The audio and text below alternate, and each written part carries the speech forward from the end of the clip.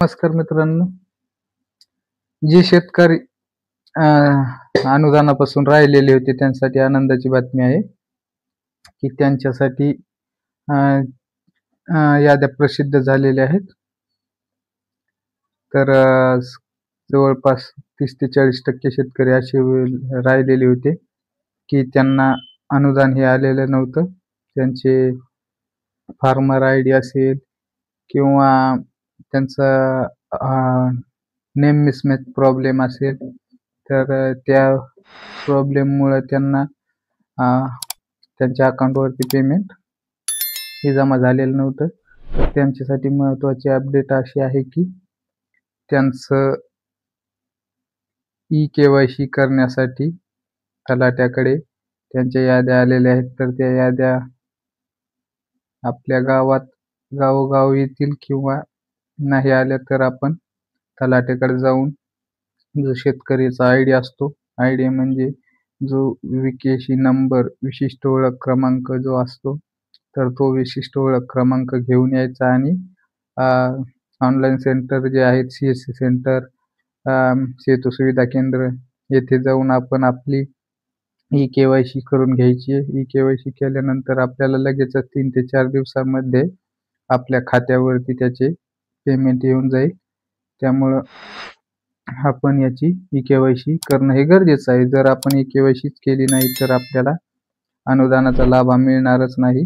त्यामुळे आपण काळजीपूर्वक आपली ई-के-वाय-सी करून घ्या आणि ई-के-वाय-सीला फक्त मुदत ही 30 तारखेपर्यंतच आहे. त्यानंतर आपली ई-के-वाय-सी सर्व्हर हा बंद होऊन जाणार आहे. त्यामुळं आपल्याकडे फक्त 10 दिवस उरलेले आहे. तर आपण लवकरात लवकर ई-के-वाय-सी करून घ्यायची आहे. आणि यानंतर आपल्याला जे सामायिक क्षेत्रवाले आहेत, सामायिक क्षेत्र शेतकरी आहेत त्यांना त्यांचं हे अनुदान हे याच्यानंतर वितरण होण्यास सुरुवात होणार आहे. त्यामुळं त्यांनी चिंता करायची गरज नाहीये. आणि मुख्य म्हणजे जे सामायिक क्षेत्रधारक आहेत त्यांनी ते जे सामायिक क्षेत्रधारक आहेत ते सामायिक क्षेत्रधारकांनी आपली संमतीपत्र जो बॉन्ड अफिडेविट करून सर्वांची संमती घ्यावी लागते. तर ते सहमतीपत्र आपण काढलेलं आहे की नाही, हे नसेल काढलं तर आपण सर्वांची कोर्टामध्ये जाऊन सर्वांची संमती घ्यायची आहे आणि ते एक बॉन्ड अफिडेविट करून तलाठ्याकडे सुपूर्द करायचा आहे. त्याच्यानंतरच आपल्याला सामायिक क्षेत्रधारकांना त्याचं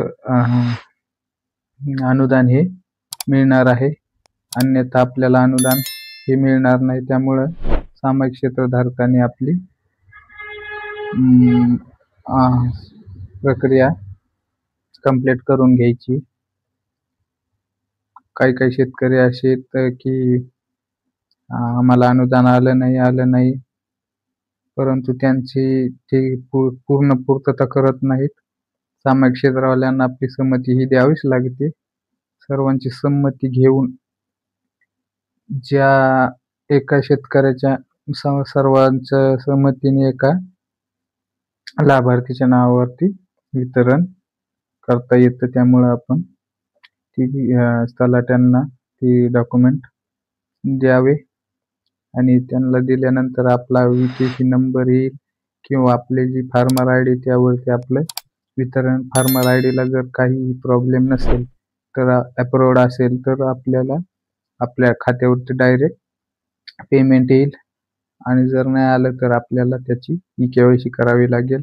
त्यामुळे आपण आपलं संमतीपत्र लवकर द्यायचं, कारण की वेळ हा फक्त 10 दिवसाचा कालावधी आहे. व्हिडिओ आवडला तर YouTube चॅनलला सबस्क्राईब करा. धन्यवाद.